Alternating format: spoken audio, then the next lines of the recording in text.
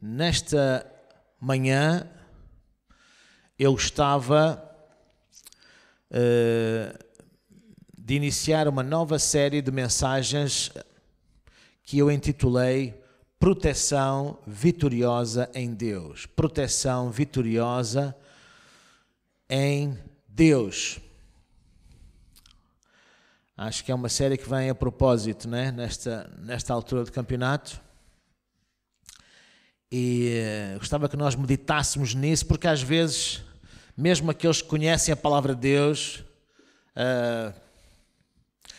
às vezes algumas frases, algumas declarações, até alguns versículos quase que se tornam como clichês. E eu gostava de desconstruir muitas dessas coisas. Não quero que ninguém se mova, por um lado, pelo medo, mas também que não se mova por clichês. Compreendem o que eu estou a dizer? Não é? Mas que se movam por coisas profundas, coisas enraizadas, verdades enraizadas das Escrituras, porque é isso que vai mover a nossa fé. Nesta primeira mensagem deste tema, que eu chamei Proteção Vitoriosa em Deus, eu gostaria de falar um bocadinho convosco, conversar um bocadinho convosco, acerca de duas palavras. Uma versus a outra. E as duas palavras são fé e medo. Fé versus medo.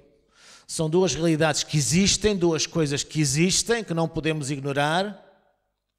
E vamos ver um pouco acerca da sua origem, como é que elas se comportam, como é que se formam, como é que se desenvolvem, como é que podemos desenvolver fé, aumentar o nível de fé e baixar o nível de medo e de todos os seus primos na nossa vida.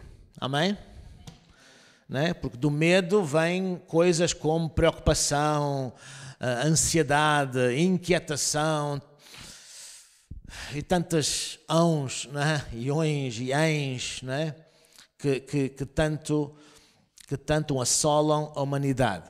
Então eu quero começar com uma frase que para mim é muito importante, que eu considero realmente fundamental naquilo que eu vou ministrar hoje aqui nesta manhã. E se tu não ouvires mais nada, tenta tomar nota desta frase, e registra bem, medita bem nela, porque ela pode marcar a diferença em muitos dos teus comportamentos e depois das consequências desses comportamentos, porque todos os nossos comportamentos têm consequências. Sim? Amém? Amém? Todos os comportamentos têm consequências, positivos ou negativos, têm consequências, ok? Não quer dizer que Deus não perdoa, que Deus não restaura, que Deus não dá a volta. Claro que dá a volta, mas há sempre consequências. Então, a frase é a seguinte: Deus, aliás, não é assim, Satanás não pode fazer nada contra nós sem ser através do medo. Eu vou repetir: Satanás não pode fazer nada contra nós sem ser através do medo. Por outro lado, do mesmo modo, Deus não pode fazer nada por nós sem ser através da fé. Satanás não pode fazer nada contra nós sem ser através do medo, da mesma forma que Deus não pode fazer nada por nós sem ser através da fé. Sim ou sim? Ok? Vamos abrir nossa Bíblia em Hebreus capítulo 11. Quem tem Bíblia aí, abre em Hebreus capítulo 11. Quantos tiveram a oportunidade de já ir aqui à confeitaria hoje aqui ao lado? Quantos já foram à confeitaria aqui ao lado? Viram como é que estavam as mesas da confeitaria? Né? Reduziram para metade o número de mesas, muito afastadas umas das outras, etc. Porque assim manda a lei, né? Por isso nós queremos obedecer à lei em tudo quanto seja possível. Amém? A não ser que nos proíbam de falar de Jesus, aí já é outra história. Então, Hebreus capítulo 11, vamos definir um bocadinho para entendermos porque é impossível é impossível nós compreendermos a questão da proteção de Deus sem percebermos bem estas questões da fé e do medo. Porque muita gente, mesmo até num contexto evangélico, tem pouca sabedoria e às vezes usam certas frases, até certos versículos, certas afirmações. Há bocado utilizei a palavra clichês, em alguns casos é pior do que isso, é quase mezinhas. E fazem orações mais baseadas no medo que orações baseadas na fé. Compreendem o que eu estou a dizer? Oh Senhor, obrigado Senhor, que eu esteja à sombra do Altíssimo, Senhor, sê comigo. Oh Senhor, eu clamo pelo teu sangue. Isto não são orações de fé, são orações de gente carregada de medo. Compreendes o que eu estou a dizer? Para já, tu pedires a Deus, ó Senhor, sê comigo, é a mesma coisa que orares pim-pam-pum, cada bola mata um. Não é uma oração bíblica. Jesus já te disse, eu estarei contigo todos os dias até à consumação dos séculos. Compreendes o que eu estou a dizer? Tu não tens que pedir a Deus, e esta é uma das grandes falhas do cristão na sua vida, passa a vida a pedir a Deus aquilo que Ele já lhe deu. Compreendes o que eu estou a dizer? Seria ridículo tu pedires a alguém uma coisa que essa pessoa já te deu. Sim ou não? Se nós não fazemos isso uns com os outros, porque é que fazemos com Deus? Não tens que pedir a Deus que esteja contigo, Ele já está contigo. Dá-lhe graças porque Ele está contigo. Dá-lhe graças porque Ele nunca te abandona, Ele está sempre contigo, Ele vive em ti. Às vezes há cristãos que oram a Deus como se Ele estivesse lá longe. Alguns até usam aquela expressão, oh Senhor, eu sinto que a minha oração não passou do teto. Mas porquê? Quantos quilómetros é que ela tem que viajar? Hã?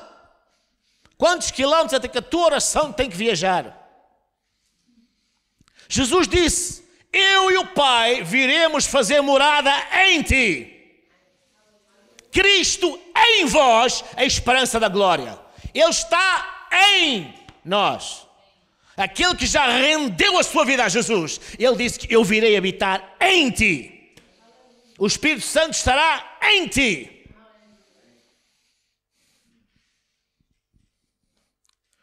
Então, tu não tens que berrar para Deus ouvir porque Ele não está longe. Há pessoas que pensam que o poder da oração se mede em decibéis. Eu quero dizer que Deus Pai, apesar de já existir há muitos anos, não usa power ear. Sabe o que é power ear? Não usa, como é que é lá, o aparelho, não é? Ele ouve muito bem. As orações também não se medem ao quilómetro. Amém? As orações não se medem em eloquência. Tu não tens que impressionar Deus com a tua oração. Basta orares com o teu coração. Da forma mais simples possível. Como se estivesse a falar com o teu melhor amigo. Porque é isso que Ele quer ser. Já não vos chamarei servos, mas chamar-vos-ei amigos, disse Jesus. Aleluia. Diz lá comigo, Jesus é meu amigo. Agora diz isso como quem acredita mesmo no que está a dizer. Jesus é meu amigo. Mais nada. Diz lá para o diabo, mais nada. Tens que olhar para baixo porque Ele está debaixo dos teus pés, não é? Aleluia. Hebreus capítulo 11, versículo 1 a 6. A fé é o firme fundamento das coisas que se esperam. O firme fundamento, a substância, a certeza. E a prova das coisas que se não veem.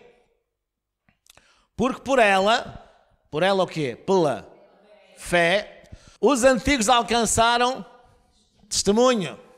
Não te esqueças que a primeira parte da palavra testemunho é a palavra teste.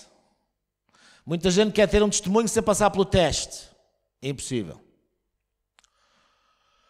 Pela fé, nós entendemos que os mundos, pela palavra de Deus, foram criados de maneira que aquilo que se vê não foi feito o que é aparente. Eu sublinho aqui esta expressão muito interessante que às vezes pode passar despercebida. Pela fé entendemos. Diz lá comigo, pela fé eu entendo.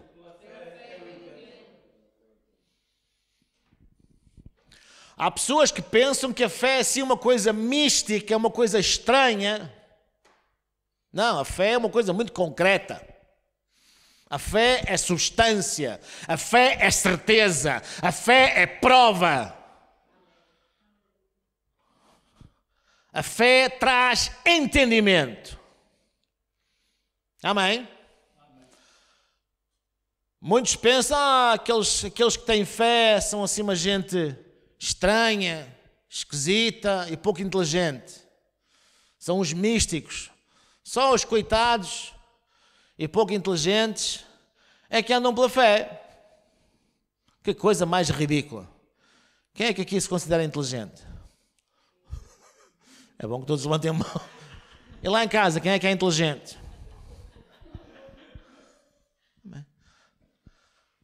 Neste pequenino grupo que temos aqui, temos gente com licenciatura universitária, temos gente com doutoramento universitário e pós-doutoramento universitário. Hello? Será que eles são burros? Eu acho que não. Porque pela fé nós entendemos. A fé traz entendimento. Já vamos ver mais sobre isso. Versículo 4.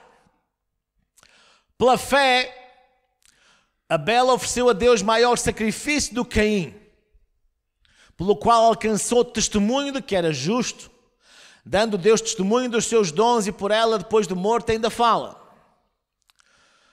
Pela fé, Enoque foi transladado para não ver a morte, e não foi achado porque Deus o transladara, visto que antes da sua transladação alcançou testemunho de que agradara a Deus.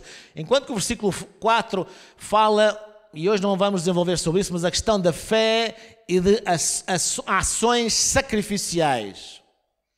Ou seja, ações que custam. Muitas vezes a fé vai te levar a agir de uma forma que custa. Muitas vezes a fé vai te levar a agir contra a corrente. Porque nem sempre as Marias têm razão. E muitas vezes muita gente vai, como é que se diz? Uma Maria vai com as outras. Mas nem sempre o magote das Marias vai na direção certa. Amém? E como nem sempre o magote e as resmas de Marias, o conjunto das Marias, a maioria das Marias, nem sempre vai na direção certa, às vezes tens que ir contra a corrente. Nem sempre agir em fé faz sentido. A palavra de Deus diz que Deus muitas vezes escolhe as coisas loucas para confundir as sábias. Amém? Se tu reparares, por exemplo, nos 12 apóstolos que Jesus escolheu, ninguém dava 2 tostões por eles. Se tu fosses Jesus, escolhias aquela malta? Não! Não! Não!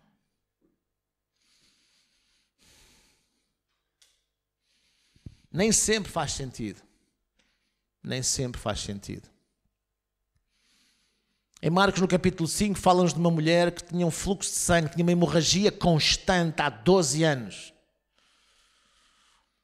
Aquela mulher era considerada imunda. Ela não podia estar no meio das pessoas. Porque a mulher, na sua altura do mês, ela tinha que se afastar da sua família. Ela não podia cozinhar para a sua família. Ela não podia estar com a sua família. Era considerada imunda, impura. Aquela mulher, esta mulher de Marcos capítulo 5, ela estava na sua altura do mês há 12 anos consecutivos. Ela não podia estar no meio das pessoas. Se alguém a visse, podia apedrejá-la segundo a lei e era elogiado por isso.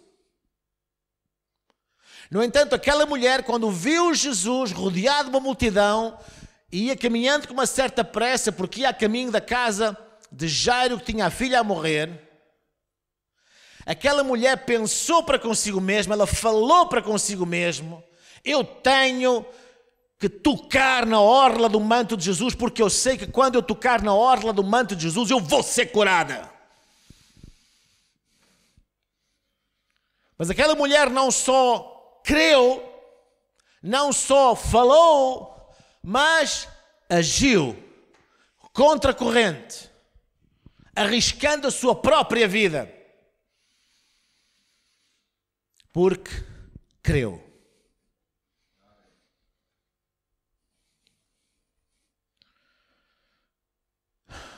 A verdadeira fé sempre traz coerência. A verdadeira fé é sempre consistente. Não varia em função das circunstâncias. A verdadeira fé não duvida, mas crê. E nem que acontecesse alguma coisa,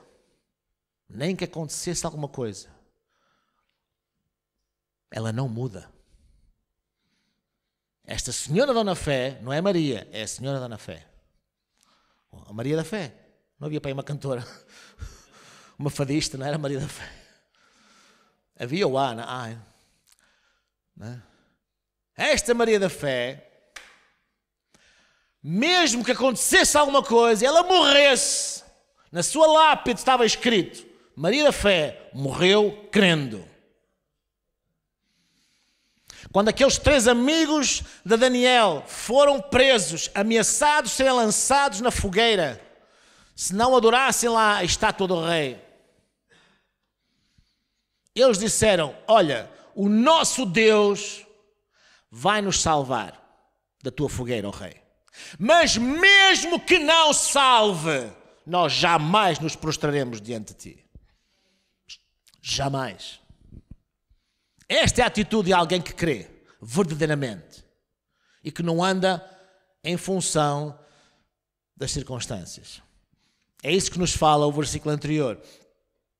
Este versículo, o versículo 5 aqui de Hebreus, associa muito, e não vamos desenvolver agora isto, mas associa muito a questão da fé com a intimidade com Deus. Leia depois lá sobre Enoque. Quem era Enoque? A Bíblia diz que Enoque andava com Deus. Amém? Nós hoje em dia já não sei, mas aqui há uns anos atrás, não sei se ainda se a expressão se mantém, mas por exemplo, quando 2 adolescentes na escola namoravam, o que é que se dizia? Dizia que eles andavam. Não é? Quantos pais é que sabem essa expressão? Sim ou não? Ou vocês não sabem? Como é que era no vosso termo? Curtiam, era? Hã? Como é que era? Ficando. É? No Brasil existe ficando. Estão ficando. Tá bem. Tá bem. Aqui os miúdos diziam, ainda dizem, nem sei, andam. Olha, o Daniel anda com a Marta. Não é? Quer dizer que o menino Daniel e a menina Marta namoram. Não é? Isto fala de uma amizade muito próxima, não é? De alguma intimidade, alguma cumplicidade. A palavra de Deus diz que Enoque andava com Deus. Não é lindo isto? E por causa disto, não é? Deus gostava tanto de Enoque que nem esperou que ele morresse. Não é? Gostava tanto de ter comunhão com Enoque. Não é? Fé e comunhão com Deus. Isto é fundamental. Tu não podes desenvolver a tua fé se não tiveres comunhão com Deus. Tu não podes crescer na fé se não cresceres na tua intimidade com Deus, na tua comunhão com Deus.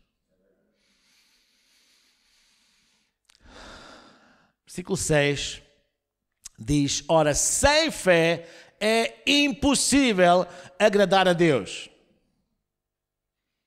Porque é necessário que aquele que se aproxima de Deus creia que Ele existe e que Ele é galardoador daqueles que o buscam.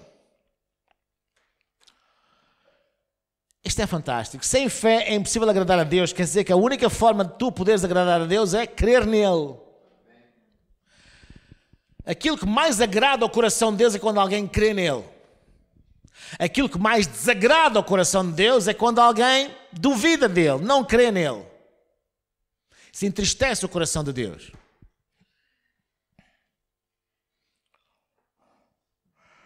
Aquele que se chega a Deus, aquele que se aproxima de Deus, tem que crer que Ele existe. Este termo, no original, é muito mais do que apenas existir.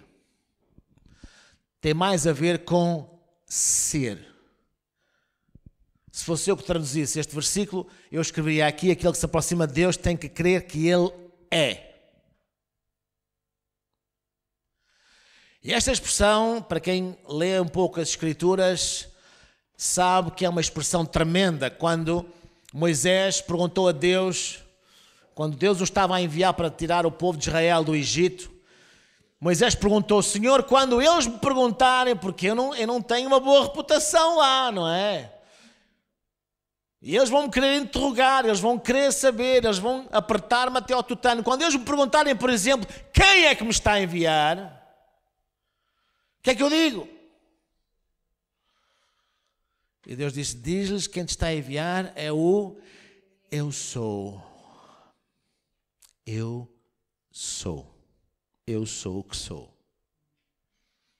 Sabe, é que definir Deus é impossível. Quando tu defines alguma coisa, enclausuras essa coisa. Sim ou não? Quando tu defines alguma coisa, espetas-lhe um rótulo. E quando tu rotulas alguma coisa ou alguém, tu estás a delimitar esse alguém. E Deus, meus queridos, Ele é grande demais para caber dentro do nosso entendimento. Deus é grande demais para caber dentro do nosso encéfalo. Deus é o Criador que nunca foi criado. Ele é aquele que criou tudo do nada.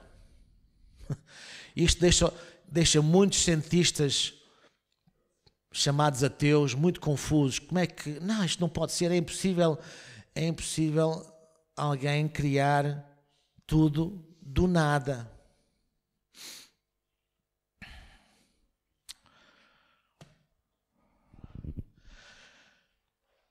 Aquele que se aproxima de Deus tem que crer que Ele é. Tu lembras-te, por exemplo, quando na noite em que foram prender Jesus no jardim do Getsemane, desde que eles foram lá de noite com umas tochas, com o Judas à frente, e aproximaram-se de Jesus e dos seus discípulos e disseram: nós estamos aqui para prender alguém. E Jesus perguntou: mas quem é que vocês querem prender? E eles disseram: Jesus de Nazaré. E Jesus respondeu: eu sou. É interessante, quando Jesus disse eu sou, parece que houve assim uma descarga elétrica cósmica, porque a Bíblia diz que aqueles soldados caíram todos para trás. Porque esta expressão eu sou move o céu e a terra. Compreendes o que eu estou a dizer? Esta expressão eu sou fala de Deus. Faz Deus ecoar a sua voz, a sua presença, o seu poder. E quando Jesus respondeu aquela frase, eu sou, eu acho que a glória de Deus caiu naquele lugar e os soldados nem se puderam ter em pé. Dizem que eles caíram para trás. Ninguém os empurrou. Foi a presença da glória de Deus. Então,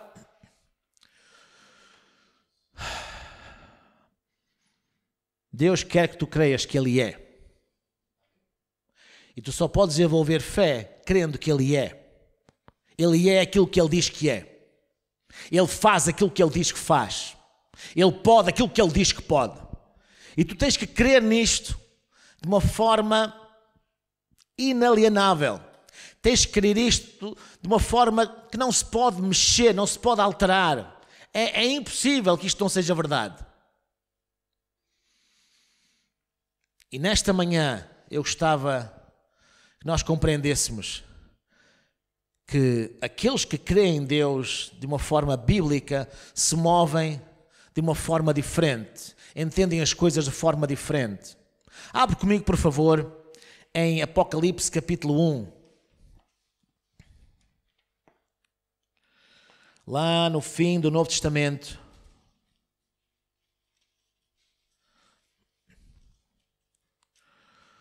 No último livro da Bíblia. Apocalipse capítulo 1.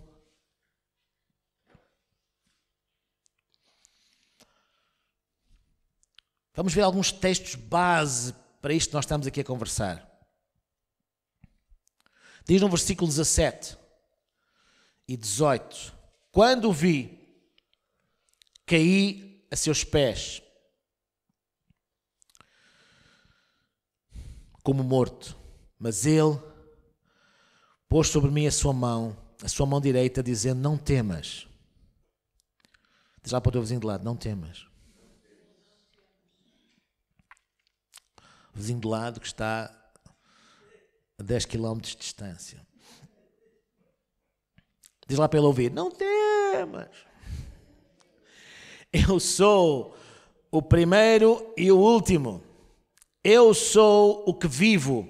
Fui morto, mas estou vivo para todo sempre. E tenho as chaves da morte e do inferno. Mais à frente, quase no final desse livro, no capítulo 21,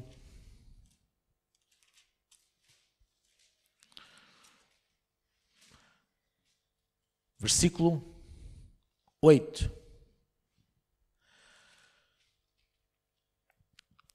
Jesus disse-nos então: Não temas. Esta expressão aparece muitas vezes na Bíblia. Há quem diga que aparece 365 vezes. Nunca contei, mas se assim for é uma vez para cada dia do ano.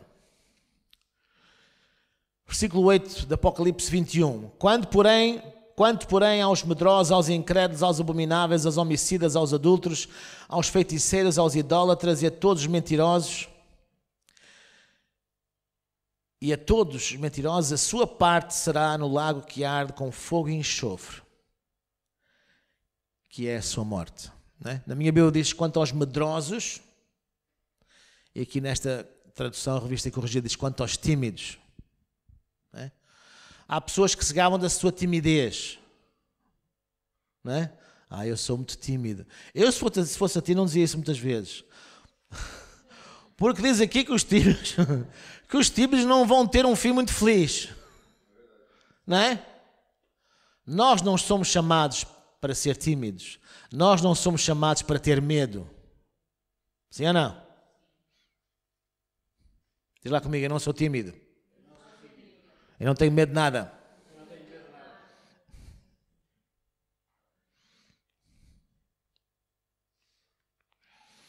Salmo 118. Lá para o meio da Bíblia.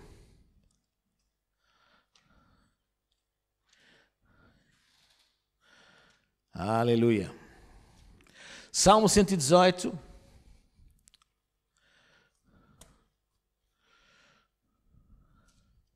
A vantagem, não é?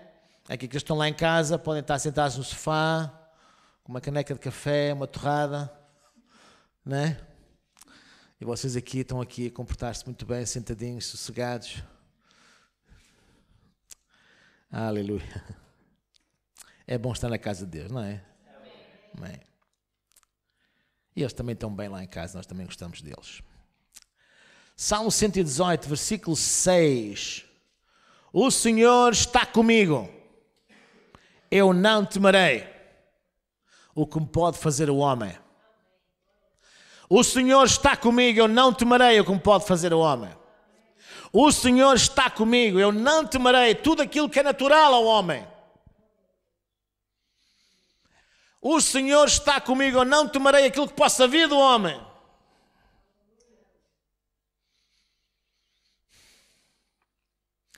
Enche-te da palavra de Deus. Enche-te da palavra de Deus. Tu não podes crescer em fé e em medo ao mesmo tempo. Esse tipo de estrabismo espiritual é impossível. Ou tu te enches de fé e caminhas em fé, ou te enches de medo e caminhas em medo. Eu não temerei. O Senhor está comigo. Mais um pouco à frente, Isaías capítulo 54. Estes são textos que eu quero deixar convosco de uma forma que é, digamos, o fundamento, a estrutura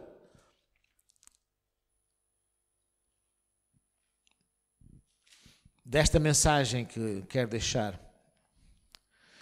Em Isaías capítulo 54, versículo 14: com retidão serás confirmada, a opressão estará longe de ti, já não temerás, o terror será removido, não chegará a ti. Embora se levantem ataques contra ti, isso não procederá de mim. Todo aquele que contender contigo cairá diante de ti. Aleluia. Podemos ler todos juntos, ok? Podemos ler todos juntos. Lá em casa também. Lê em voz alta. Eu não vou ouvir, mas Deus está a ouvir e tu estás a ouvir. Versículo 14. Vamos ler todos juntos. Com justiça serás confirmada. Estarás longe da opressão, porque já não temerás, e também do espanto, porque não chegará a ti. Eis que poderão vir a juntar-se, mas não será por mim. Quem se juntar contra ti, cairá por amor de ti. Aleluia. Glória. Eu não precisava dizer mais nada, não precisava pregar, só bastava dar estes textos para vocês, né, comerem. Esta palavra de Deus, esta palavra de Deus. Deixa-me só deixar aqui Hebreus capítulo 13,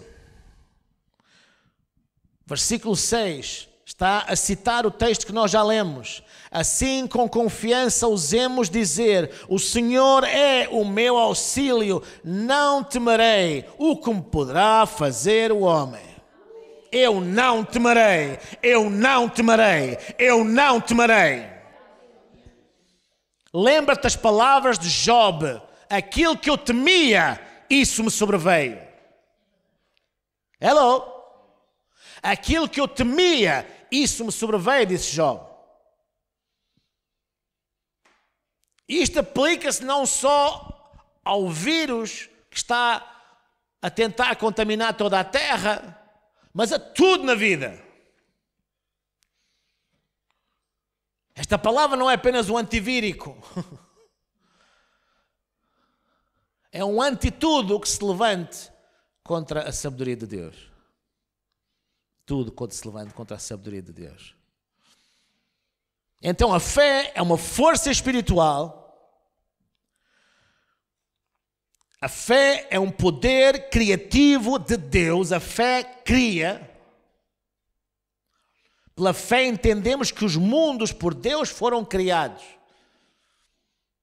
Deus usou a sua fé para criar os mundos. Deus falou à existência as coisas quando elas não existiam. Deus disse: haja luz quando não havia luz. Deus disse: haja água quando não havia água. Deus disse: haja sol quando não havia sol.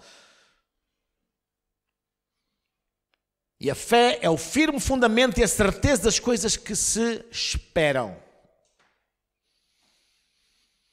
Agora, por outro lado, o que é o medo? Acho que todos fazem uma ideia, mas vamos ver aqui Marcos capítulo 4, por favor. Evangelho de Marcos, capítulo 4.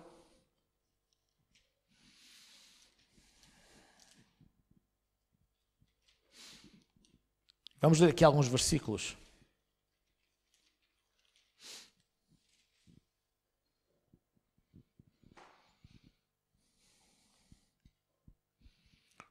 A partir do versículo 37 até o 41. Eu vou ler aqui da minha tradução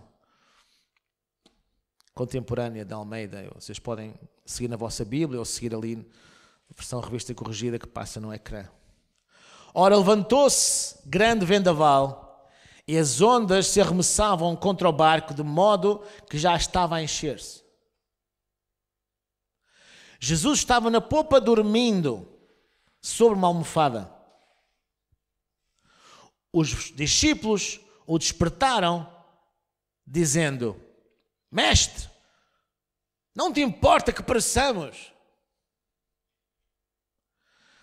Ele, despertando, repreendeu o vento e disse ao mar: Cala-te e aquieta-te. Então o vento se aquietou e houve grande bonança. E ele disse aos discípulos: Por que sois tão tímidos, ou por que temeis? Ainda não tendes fé? Eles sentiram grande temor e perguntaram uns aos outros: Quem é este que até o vento e o mar lhe obedecem? Temos aqui gente que vivia com Jesus todos os dias. Ouvia os ensinos de Jesus na primeira pessoa. Quantos gostariam de lá ter estado? Temos aqui gente que via os milagres de Jesus. Via os paralíticos andar, os cegos a abrir os seus olhos, os surdos a ouvir, os leprosos a serem limpos, os mortos a ressuscitar. No entanto, diz que eles se encheram de medo porque se levantou uma tempestade. Como é que alguém pode ter medo com Jesus no barco?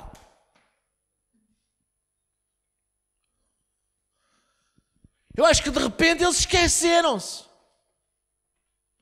Esqueceram-se de duas coisas: da presença de Jesus e da palavra de Jesus.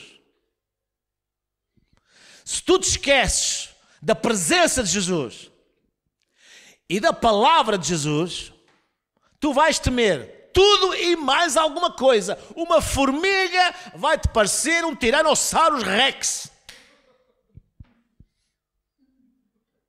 Porque é assim que Satanás opera.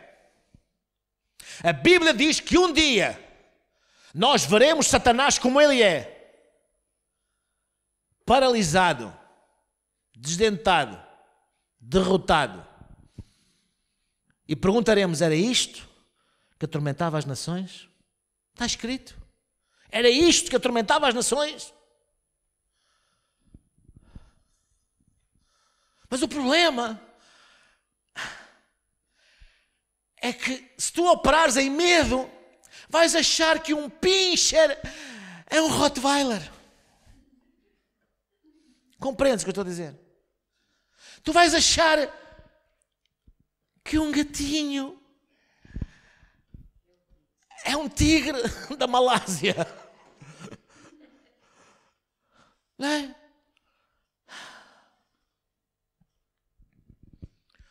Satanás funciona na base das sombras chinesas.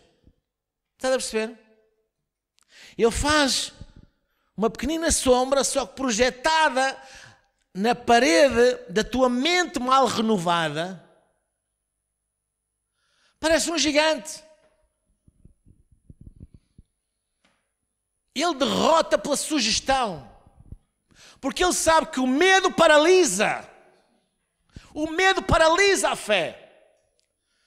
Alguém lá em casa ouve à noite, durante a noite está a dormir e de repente ouve um barulho. De repente fica logo assustado. E afinal era uma janela a bater. Mas o cérebro não distingue. Medo é medo. O cérebro, se não tiver a informação correta, ele não vai distinguir. Ele vai achar que há alguém que está a assaltar a tua casa, que é o Jaque Estripador, que ressuscitou dos mortos e te vai degolar. Mas afinal é apenas a janela a bater com o vento. Será chuva? Será vento? Vento não é certamente, não é qualquer coisa assim.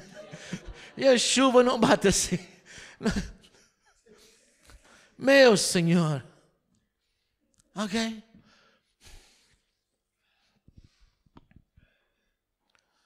Por isso que a Bíblia está cheia de expressões: não temas, não temas, porque eu estou contigo. Eu estou contigo, lemos há bocadinho. Não temas aquilo que pode acontecer, eu estou contigo.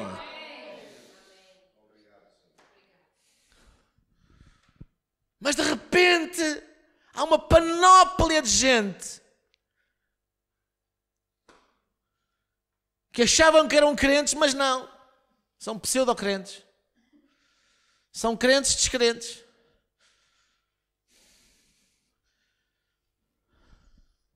Gente que quando abre a boca, meu Senhor, eu estou farto de receber daqueles áudios, olha, e tal, olha, eu sou médico, e primo, tu sabes que, não sei o quê, oh, isto está terrível, vai morrer não sei quantos, vai ser pior que a peste negra, alguns percebem-se perfeitamente pela linguagem, pela atitude, pelo vocabulário, que são tudo menos médicos. Mas as pessoas ficam paralisadas logo. Eu recebi várias mensagens dessas, até algumas de crentes.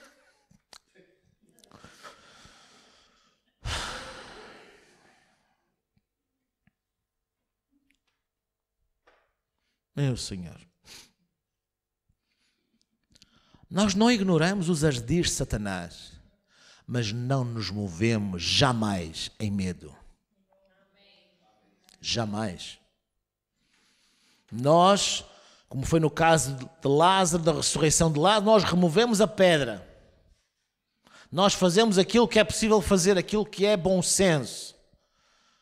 Mas Jesus é que ressuscitou Lázaro. Então, mas e se o Lázaro não ressuscitar? Está ali Jesus, Tonho. Ou como se diz aqui no Porto, Murcom. Jesus está no barco. Oh Jesus, tu não vês que a gente vai morrer aqui todos. Meu Deus. Se tu reparares no início do capítulo aí, um bocadinho para trás, no versículo 35, Jesus, o que é que disse aos discípulos no versículo 35 que nós lemos aqui em Marcos 4? Naquele dia, sendo já tarde, disse Jesus aos discípulos: passemos para a outra banda. Passemos para a outra banda. Nós vamos para a outra banda do lago. Vamos entrar no barco e deixem-me dormir que eu estou cansado. Mas de repente surgiu uma circunstância que parecia pôr em causa aquilo que Jesus tinha dito. E quando a tua incredulidade, aliás, a tua descrença coloca em causa aquilo que Jesus diz, sai fé, entra medo em ação. E medo paralisa. Medo paralisa.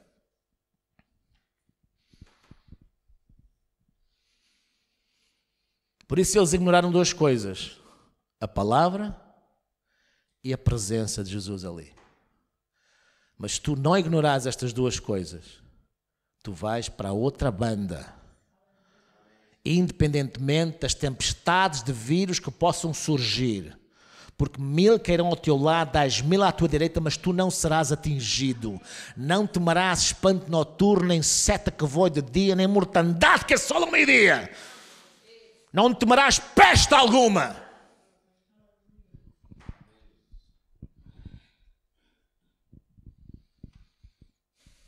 Não temerás. Há registros documentados no início do século XX. Um homem chamado John G. Lake, que tinha nascido em 1870, na altura de uma praga que assolou o planeta, febre bubónica, lá como é que se chamava aquilo. Consta-se que morreram cerca de 50 milhões de pessoas na Terra naquele tempo. E era muita gente. Se hoje 50 milhões de pessoas em quase 7 mil milhões é muita gente, agora imagina, né? Naquele tempo. Não sei exatamente qual era a população da Terra, mas era uma percentagem enorme em relação à população.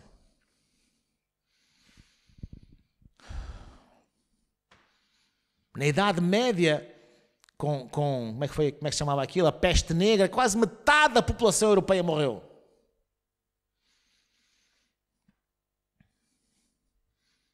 Em 1910, por volta de 1910, havia um grande ataque da tal febre bubónica, dessa praga, dessa peste em África, e John G. Lake, um missionário cheio do Espírito Santo, um homem de Deus, veio do Canadá e foi para a África para ajudar as pessoas lá. E ele orava pelas pessoas, impunha as mãos sobre os doentes, conforme Jesus diz em Marcos 16, e eles eram curados. E mais, médicos perguntaram: tu não tens medo de estar a tocar nessa gente? Porque esses vírus matam, destroem em pouco tempo. E ele dizia, está documentado, ele dizia-lhes: eu não temo, porque a lei do Espírito de vida em Cristo opera em mim. A lei do Espírito de vida em Cristo opera no meu corpo. E quando esses vírus tocam na minha carne, morrem instantaneamente. É isso que eu creio. Mas se vocês não acreditam, vamos testar. E eles foram e tiraram da espuma de um morto que tinha acabado de morrer, um homem que ainda estava a espumar, cheio de vírus daquela peste. Analisaram ao microscópio, cheio de vírus mortais. Pegaram da mesma espuma, colocaram na palma da mão de John G. Lake. Imediatamente testaram com o microscópio que os micróbios morriam imediatamente ao tocar na pele dele. Porquê? Porque a lei do Espírito de vida em Cristo Jesus operava naquele homem. Assim como opera em ti. Tu não tens de te mover por medo. Ok? Ele não foi lá para se armar, ele foi lá àquele continente para ajudar as pessoas. Não te vais armar aí, né? Como aquele basquetebolista, né? Que se pôs lá na entrevista a tocar em tudo e depois descobriu-se que ele tinha ouvidos, né? Depois veio pedir desculpa. A gente não se vai armar aí. Agora, se por qualquer motivo Satanás tentar infectar, seja através de qualquer pessoa, através de qualquer situação, porque é assim, meu querido, para tu estares com a probabilidade zero de ser infectado, tens de ficar em casa, dentro de uma caixa de Tupperware, ou envolvido em papel celofane, dentro de uma bolha, como o Bubble Boy, não é? O rapaz bolha. Caso contrário, se tu estás a trabalhar, se tu vais para a rua, se vais às compras e pegas no pacote de massa para levar para casa,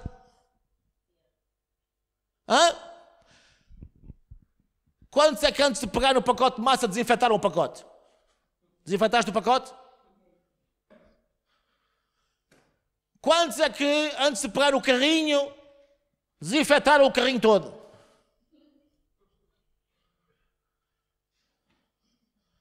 Portanto, filho,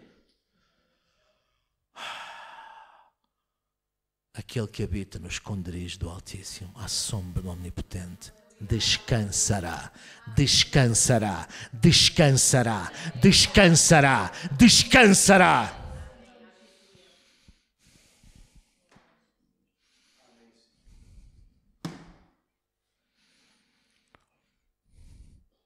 E vamos terminar com isto. Da mesma forma que a fé é uma força espiritual, o medo é uma força espiritual.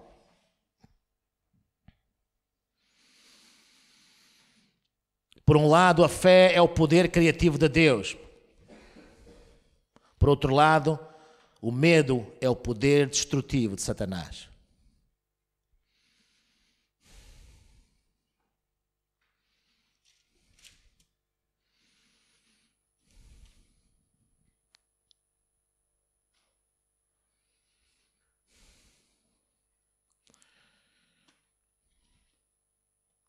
Se estás a tomar nota, escreve aí Isaías. capítulo 54. Penso que é aqui.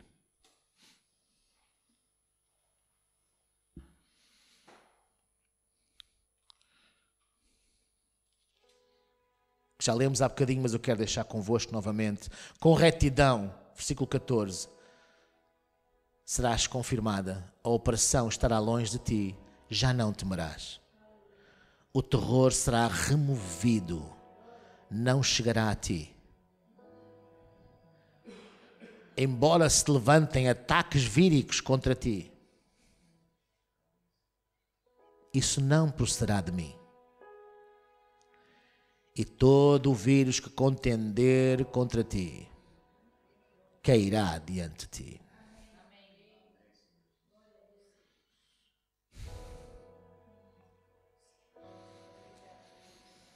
Por um lado, a fé é o firme fundamento e a certeza das coisas que se esperam.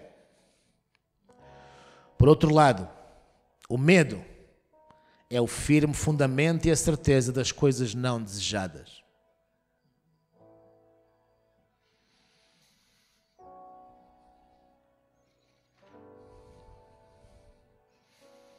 O medo é a certeza do fracasso.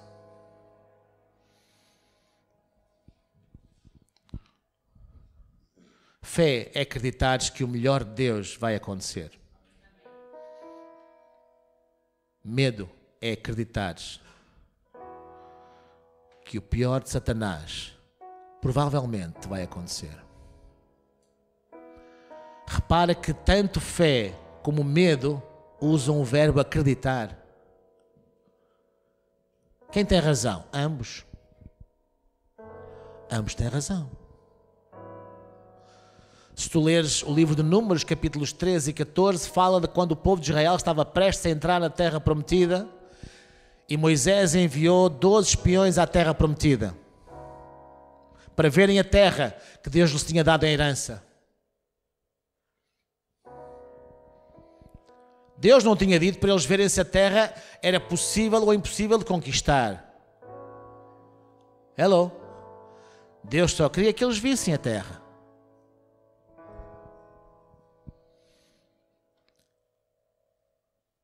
Dois deles disseram: a terra é nossa. Tem muitos gigantes, tem cidades muralhadas, mas Deus vai nos dar a vitória. Aquela terra mana leite e mel. Aquela terra é nossa. Eu vou conquistar a minha vitória. Nós vamos entrar e tomar a terra prometida. Os outros 10 disseram: sim, aquela terra mana leite e mel. Mas... E quando alguém diz mas, este mas, está o caldo entornado. Mas aquilo está cheio de gigantes. Nós, aos nossos olhos, somos como gafanhotos. Cheio de cidades muralhadas, não temos hipótese. Porque Deus enganou-se. O GPS estava errado. Deus enganou-se a dar as coordenadas ao Moisés. Foi? Eram uns graus mais para cima. Nada disso. Tanto um grupo de 10 como um grupo de 2 viram coisas diferentes? Não, viram a mesma coisa. Agora, eles interpretaram de forma diferente. Eles decidiram acreditar de forma diferente. E repara que eu sublinho o verbo decidir. Caminhar em fé ou caminhar em medo, acima de tudo, é uma decisão. E nunca te esqueças que tudo na língua portuguesa que tem o sufixo cisão implica corte. Excisão, incisão, uma palavra que os homens gostam muito, circuncisão. Ui, até dói só de pensar. Tudo que tem cisão tem corte. Quando tu decides crer em Deus, Tens que cortar com aquilo que não presta. Tens de te afastar daquilo que boicota a tua fé.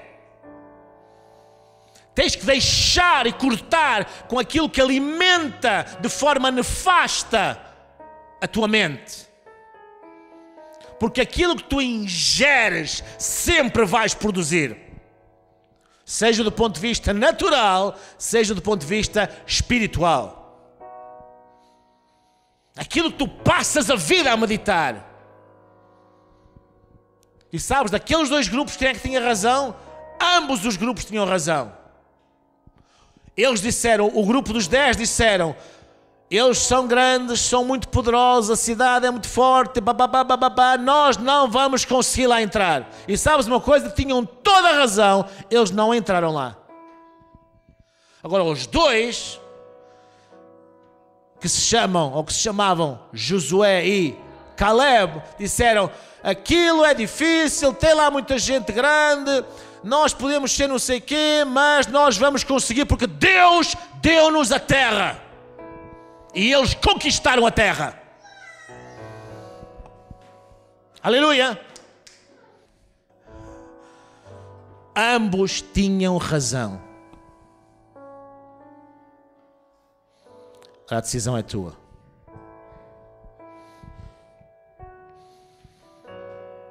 Está escrito. O profeta disse, até quando cocheareis entre dois pensamentos? Escolhei hoje a quem queres seguir. Josué, mais tarde, já na terra prometida, disse ao povo no capítulo 24, penso no versículo 15, escolhei hoje a quem queres servir, porque eu e a minha casa serviremos o Senhor. Eu e a minha casa decidimos servir o Senhor, seguir o Senhor, caminhar naquilo que o Senhor diz, crer naquilo que o Senhor diz, pôr em prática aquilo que o Senhor diz, venha quem vier, aconteça o que acontecer, não importa qualquer circunstância, porque a vida de Cristo em mim vence qualquer vírus e qualquer situação nefasta que tente vir contra mim, porque eu não temerei, porque o Senhor está comigo e contigo também. Amém? Amém? Vamos ficar em pé nesta manhã. Pai amado, nós te louvamos. Com todo o nosso coração, nós queremos orar, Senhor, neste momento por aqueles que estão aqui, por aqueles que estão lá em casa, Senhor, por aqueles que irão ouvir esta mensagem mais tarde. Nós queremos declarar, Senhor, que a vida, ou como está escrito, a lei do Espírito de vida em Cristo, opera em nós. A lei do Espírito da vida em Cristo opera em nós. E por isso tudo que for nefasto, seja um coronavírus, como é chamado, seja outro vírus qualquer, seja uma bactéria nefasta qualquer, seja uma situação nefasta qualquer, contrária com a tua palavra, cai por terra. Cai por terra no nome de Jesus. Cai por terra no nome de Jesus. Cai por terra no nome de Jesus. Cai por terra no nome de Jesus. Pai, nós declaramos, Senhor, nós declaramos nesta manhã que nós habitamos no esconderijo do Altíssimo. Nós habitamos no esconderijo do Altíssimo, Senhor. Nós não temeremos mal algum, porque Tu estás conosco, Senhor. Vamos todos declarar, para concluir nesta manhã, vamos todos ler alto e bom som aquilo que eu considero uma pastilha, um comprimido que deves tomar todas as manhãs, nesta altura do campeonato, não como clichê, não como mesinha, mas como declaração da tua fé. Ok? E vamos ler todos juntos no Salmo 91, que está escrito, vamos acompanhar aqui no quadro. E eu aconselho, ok? Eu aconselho a leres, a declarares alto e bom som. Se puderes fala em voz alta e personaliza, ok? Personaliza as palavras do Salmo. Okay? Vamos ler todos juntos. Aquele que habita no esconderijo do Altíssimo, à sombra do Omnipotente, descansará. Direi do Senhor, Ele é o meu Deus, o meu refúgio, a minha fortaleza, e nele confiarei. Porque Ele, aqui pode dizer, porque Ele me livrará do laço do passarinheiro e da peste perniciosa. Ele me cobrirá com as suas penas e debaixo das suas asas eu estarei seguro. A sua verdade é escudo e broquel. Eu não temerei espanto noturno, nem seta que voa de dia, nem peste que anda na escuridão, nem mortandade que assola ao meio-dia. Aqui os vírus estão aqui incluídos. 1000 cairão ao meu lado e 10.000 à minha direita, mas eu e a minha casa não seremos atingidos. Somente com os meus olhos olharei e verei a recompensa dos ímpios. Porque tu, ó Senhor, és o meu refúgio, o Altíssimo é a tua habitação e a minha também. Nenhum mal me sucederá, nem praga alguma chegará à minha tenda, à minha casa. Porque aos teus anjos dará ordem a meu respeito, para me guardarem em todos os teus caminhos. Eles me sustentarão nas suas mãos, para que eu não tropece com o meu pé em pedra. Eu pisarei o leão e o áspide, calcarei aos pés o filho do leão e a serpente. Pois que tão encarecidamente eu tenho amado o Senhor, também Ele me livrará. Ele pôr-me-á no alto retiro, porque eu tenho conhecido o seu nome. Eu o invocarei e Ele me responderá. Ele estará comigo na angústia, Ele me livrará e me glorificará. Ele me dará abundância de dias e me mostrará a minha salvação. Pai, nós te louvamos, nós declaramos esta palavra como profética sobre toda a igreja, nós declaramos, Senhor, sobre esta cidade, sobre a nossa nação, em nome de Jesus de Nazaré. Nós oramos, Senhor, e declaramos a erradicação total deste vírus no nome de Jesus de Nazaré. Nós removemos a coroa desse vírus, porque só Jesus reina, só Jesus tem essa coroa. Nós te louvamos, Senhor, porque tu reinas na vida de cada um, em nome de Jesus e para a tua glória. Aleluia, amém, amém, aleluia. Senhor vos abençoe, amém. Saúde-se com o cotovelo, tenha uma semana fantástica em nome de Jesus e até breve. Deus te abençoe a ti também.